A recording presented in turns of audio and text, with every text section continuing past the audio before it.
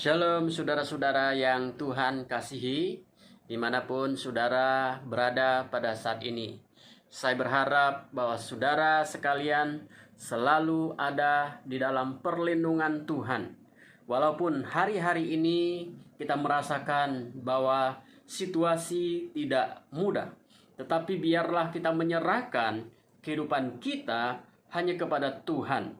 Nah saudara, jikalau saudara ingin didoakan, saudara silakan memberikan komentar di dalam kolom komentar video ini. Nah saudara sekalian, hari ini saya mengajak kita untuk merenungkan salah satu tokoh yang menonjol di dalam peristiwa kematian, kebangkitan Yesus Kristus. Nah saudara sekalian, yaitu saya akan membahas tentang Simon Petrus. Saudara, mari kita buka Alkitab kita di dalam 2 Petrus pasal 3 ayat 18. Saudara sekalian, di dalam peristiwa Yesus ditangkap, Yesus disalibkan, ada dua murid Yesus yang menonjol. Yaitu satu adalah Yudas Iskariot yang sudah saya bahas, seorang murid Yesus yang akhirnya menjadi pengkhianat dan berakhir dengan tragis di dalam kehidupannya. Dan satu lagi adalah Simon Petrus, adalah salah seorang murid yang menyangkal Yesus, namun pada akhirnya dia menyesali perbuatannya dan dia bertobat. Saudara, mari kita lihat Alkitab dalam 2 Petrus pasal 3 ayat 18 yang berbunyi demikian, tetapi bertumbuhlah dalam kasih karunia dan dalam pengenalan akan Tuhan dan Juru Selamat kita, Yesus Kristus. Baginya lah kemuliaan sekarang dan sampai selama-lamanya. Saudara, ini ayat yang sangat menakjubkan sekali. Karena ayat ini keluar dari seorang yang bernama Petrus. Jelas sekali saudara bahwa surat 1 dan 2 Petrus ditulis oleh Rasul Petrus, murid Tuhan Yesus. Seorang yang pada masa lalunya hidupnya jatuh bangun. Sekarang dia menasihatkan kita dengan berkata, tetapi bertumbuhlah dalam kasih karunia dan dalam pengenalan akan Tuhan. Saudara, ini kalimat begitu dahsyat. Kalimat ini keluar dari seorang yang pernah menyangkal Yesus, yaitu Simon Petrus. Nah saudara, ketika Simon Petrus mengeluarkan kalimat ini, maka dia pada waktu itu sudah memasuki usia yang tidak muda lagi. Mari saudara kita lihat masa lalu Simon Petrus pada waktu dia mengikut Yesus. Nah saudara, Simon Petrus dipilih secara langsung oleh Yesus untuk menjadi murid Yesus. Lalu kemudian Simon Petrus yang menyatakan bahwa Yesus adalah Mesias, anak Allah yang hidup. Dan Simon Petruslah yang punya kesempatan untuk berjalan di atas air. Dan Simon Petruslah adalah salah satu dari 3 murid Yesus yang mendapatkan pengalaman spesial, yaitu dia melihat Yesus dimuliakan di atas gunung. Simon Petruslah yang mengatakan bahwa dia tidak mungkin meninggalkan Yesus karena apa yang Yesus ajarkan adalah satu kebenaran. Simon Petruslah yang merasa tidak layak Tuhan Yesus mencuci kakinya. Simon Petruslah yang pernah bersumpah bahwa dia akan mengikut Yesus sekalipun semua orang meninggalkan Yesus. Simon Petruslah yang pernah tertidur ketika Yesus sedang bergumul di taman Getsemani. Saudara bayangkan bahwa seorang murid, gurunya sebentar lagi akan menderita, tapi dia justru tertidur. Sebelumnya dia berkata dengan berani mati untuk Yesus. Tapi justru pada waktu Yesus bergumul di Taman Getsemani, Simon Petrus tertidur. Simon Petrus jugalah yang telah memotong telinga Malkus ketika serombongan para imam datang menangkap Yesus. Dan Simon Petrus jugalah yang akhirnya menyangkal Yesus 3 kali. Simon Petrus juga yang telah setelah kebangkitan Yesus ingin kembali kepada pekerjaannya yang semula. Tetapi saudara sekalian, hidup Simon Petrus berubah ketika terjadinya Pentakosta, dan dengan berani dia memberitakan Injil sekalipun nyawanya menjadi taruhannya. Dia tidak pengecut lagi. Saudara bisa membaca kisah-kisah keberanian Simon Petrus di dalam kitab Kisah Rasul. Ketika ia dilarang untuk memberitakan Injil oleh para pembesar agama Yahudi, ia berkata dengan tegas kepada mereka, "Silakan kamu putuskan sendiri manakah yang benar di hadapan Allah, taat kepada kamu atau taat kepada Allah." Kisah Rasul pasal 4 ayat 19. Dia melayani Tuhan dengan penuh kuasa dan mujizat terjadi di dalam pelayanan mereka.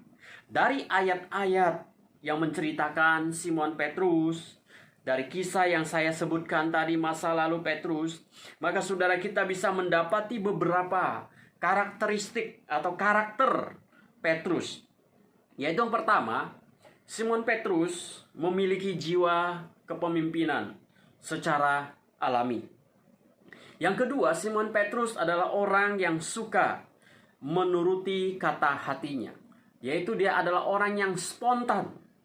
Yang ketiga, Simon Petrus mudah mengucapkan janji, tetapi mudah juga untuk mengingkari janjinya. Yang keempat, Simon Petrus emosinya tidak stabil, gampang berubah. Yang kelima, dalam situasi tertentu, Simon Petrus bisa bertindak keras dan kasar. Yang keenam, Simon Petrus mudah terbawa perasaan, sehingga terlihat tidak konsisten. Yang ketujuh, Simon Petrus ini lebih cepat berbicara daripada berpikir. Nah, saudara-saudara, itulah karakter yang dimiliki oleh Simon Petrus. Dan menurut ilmu psikologi, Simon Petrus memiliki kepribadian dasar sanguinis, ya, seorang sanguinis. Setiap orang, saudara, memiliki tipe kepribadian yang berbeda-beda. Saya berkepribadian yang berbeda, tipe berbeda. Saudara juga berbeda. Dan Petrus punya dasar kepribadian adalah sanguinis. Nah, saudara sekalian yang dikasihi di dalam Tuhan, Petrus punya kepribadian sanguinis, sehingga dia kelihatan memang seperti orang yang tidak konsisten. Nah, saudara, proses pertumbuhan yang dialami oleh Simon Petrus adalah proses kehidupan yang panjang. Saudara, apalagi ketika Tuhan Yesus sedang berada di masa-masa menjelang kematiannya, Petrus tampil seperti pahlawan yang gagah perkasa, bahwa dia tidak akan pernah meninggalkan Yesus. Dan pada malam sebelum Tuhan Yesus ditangkap, Yesus sudah memberitahukan bahwa malam ini kalian semua akan tergoncang imanmu. Tapi dengan lantang Petrus menjawab Yesus, "Aku," kata dia, "aku sekali-kali tidak akan meninggalkan engkau. Sekalipun mereka semua meninggalkan engkau, tetapi aku tidak akan meninggalkan engkau. Sekalipun mereka semua tergoncang imannya, aku tidak akan tergoncang." Dalam catatan Lukas, Petrus berkata, "Tuhan, aku bersedia masuk penjara dan mati bersama-sama dengan engkau. Namun saudara, apa yang terjadi pada Simon Petrus ketika Yesus ditangkap? Dia lari meninggalkan Yesus. Dan ketika seorang berkata kepadanya, "Bukankah engkau juga yang selalu bersama-sama dengan Yesus yang telah ditangkap itu?" Dia menjawab, "Bukan aku, bukan aku. Aku tidak kenal dia." Bahkan sampai dia bersumpah sebanyak 3 kali, Petrus menyangkal Yesus. Nah, saudara-saudara yang Tuhan kasihi, bukankah sebelumnya dia berkata, "Aku tidak akan meninggalkan engkau Tuhan"? Tapi sekarang justru dia menyangkal Yesus. Nah, saudara-saudara yang dikasihi Tuhan, ketika Simon Petrus menyangkal Yesus dan Yesus memandang kepada dia, dan Petrus kemudian sadar bahwa dia telah berbuat yang salah kepada Yesus. Ia telah menjadi seorang pengecut. Ia telah mengkhianati gurunya sendiri dengan cara menyangkalnya. Lalu Lukas mengatakan bahwa Petrus keluar dan menangis dengan sedihnya. Bahasa Indonesia sehari-hari mengatakan, maka keluarlah Petrus dari situ dan menangis terseduh-seduh. Saudara, Petrus ketika Yesus melihat dia telah menyangkal Yesus, lalu kemudian Petrus pergi keluar menangis terseduh-seduh. Mengapa? Karena dia menyesali.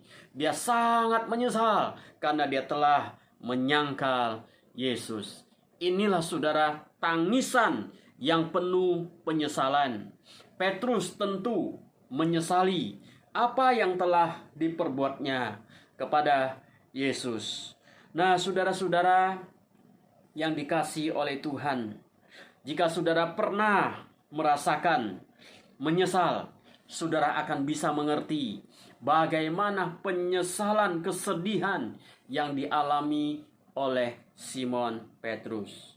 Lalu saudara, setelah dia menyangkal Yesus, kemudian Yesus melihat dia tersadar. Lalu kemudian akhirnya saudara, dia menangis dan kemudian dia menyaksikan Yesus disidang, Yesus dicambuk, Yesus diadili, Yesus divonis dengan hukuman mati. Dan pada hari ketiga setelah peristiwa penyaliban Yesus, Petrus mendapatkan kabar bahwa Yesus sudah bangkit. Dan saudara sekalian, puncak perubahan Petrus terjadi pada saat Pentakosta. Ketika hari Pentakosta, Simon Petrus dipenuhi oleh Roh Kudus dan dengan penuh keberanian, kuasa, dia berkhotbah dengan tegas, jelas, dan berani. Dia dengan berani menegur dosa dan melalui khotbahnya 3.000 orang bertobat dan percaya kepada Yesus Kristus.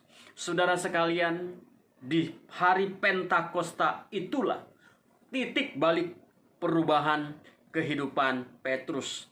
Tuhan menyertai pelayanannya dengan tanda-tanda, dengan mujizat-mujizat Tuhan. Hidupnya berubah dan dia tidak seperti dulu lagi yang pengecut dan takut mati.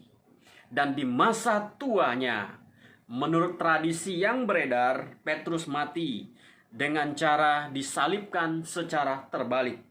Dan di masa tuanya, dia benar-benar mati bagi Tuhan Yesus. Dia minta disalibkan secara terbalik karena dia merasa dirinya tidak layak disalibkan sama seperti Yesus.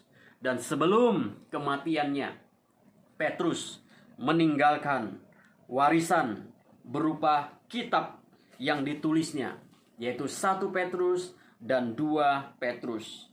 Di akhir dari 2 Petrus itu dia berkata, kepada saya, kepada saudara, kepada kita semua, orang yang pernah mengalami jatuh bangunnya, hidup berjalan bersama dengan Tuhan, hari ini dia berkata, tetapi bertumbuhlah dalam kasih karunia dan dalam pengenalan akan Tuhan dan Juru Selamat kita, Yesus Kristus. Baginya lah kemuliaan sekarang sampai selama-lamanya. Saudara, sudah berapa lama saudara menjadi orang percaya? Sudah berapa lama saudara menjadi orang yang sudah mengaku bahwa Yesus adalah Tuhan bagi hidup saudara? Saya tidak tanya sudah berapa lama saudara menjadi orang Kristen, tapi saya bertanya, sudah berapa lama Anda mengaku bahwa Yesus adalah Tuhan dan Juru Selamat dalam hidup saudara sekalian? Orang yang mengenal Tuhan, orang yang sudah sekian lama mengikut Tuhan, hidupnya pasti mengalami perubahan demi perubahan. Jikalau selama seseorang sekian lama, sekian tahun mengaku percaya kepada Yesus, tapi hidupnya tidak berubah, karakternya tidak berubah, maka sesungguhnya pertobatannya dipertanyakan. Saudara sekalian dikasih Tuhan, Simon Petrus, masa lalunya, karakternya kita melihat kurang begitu baik bagi kita secara pribadi. Tetapi saudara, di masa tuanya, ketika Pentakosta itu terjadi, disitulah titik balik perubahan hidupnya. Dan sampai akhirnya dia benar-benar berani mati buat Tuhan. Saudara sekalian dikasih Tuhan, saya tidak berkata bahwa kita harus mengikuti Simon Petrus, berani mati sampai kita mati bagi Tuhan. Tetapi yang saya ingin katakan adalah bahwa jikalau saudara mengaku Yesus adalah Tuhan dalam hidup saudara, buktikan dengan perubahan karakter di dalam hidup kita. Sifat kita berubah, karakter kita berubah, dan kemudian kita berjalan bersama dengan Tuhan, hidup dengan Tuhan, mengandalkan Tuhan dalam seluruh aspek kehidupan kita. Saudara sekalian, ingat Petrus berkata, tetapi bertumbuhlah dalam kasih karunia dan dalam pengenalan akan Tuhan dan Juru Selamat kita, Yesus Kristus. Kiranya Tuhan memberkati saudara sekalian. Mari kita berdoa. Bapa di dalam surga, kami bersyukur kepada Tuhan bahwa hari ini kami boleh belajar dari seorang tokoh murid Yesus bernama Simon Petrus. Tuhan, kami melihat karakter daripada Simon Petrus. Pada waktu Tuhan memilih dia, ketika dia mengikut Tuhan sampai proses pertumbuhannya Tuhan. Tuhan, kami tahu bahwa di dalam hidup kami sebagai orang percaya, seringkali kami jatuh bangun. Simon Petrus pun jatuh bangun. Tetapi pada akhirnya ada satu titik di mana dia boleh mengalami perubahan di dalam hidupnya, sehingga hidupnya dipersembahkan bagi Tuhan. Tuhan, biarlah kami juga boleh terus bertumbuh di dalam pengenalan akan Tuhan. Biarlah kami boleh makin mengenal siapa Yesus yang kami imani, yang kami percaya, agar di dalam hidup kami sungguh-sungguh mencerminkan karakter Kristus dalam hidup kami. Tuhan, berkati saudara-saudara kami yang mendengarkan firman-Mu ini, dimanapun mereka berada. Tuhan, berkatilah mereka. Apapun yang mereka alami, kesulitan yang mereka hadapi, di dalam nama Yesus, Tuhan berikan kekuatan baru kepada mereka. Terima kasih Tuhan, kami bersyukur kepada Tuhan. Saudara, terimalah berkat Tuhan. Kasih karunia dari Tuhan Yesus Kristus, kasih setia dari Allah Bapa yang tidak pernah berubah, pertolongan penghiburan dari Allah Roh Kudus menyertai saudara sekalian mulai hari ini sampai selama-lamanya. Amin. Tuhan Yesus memberkati.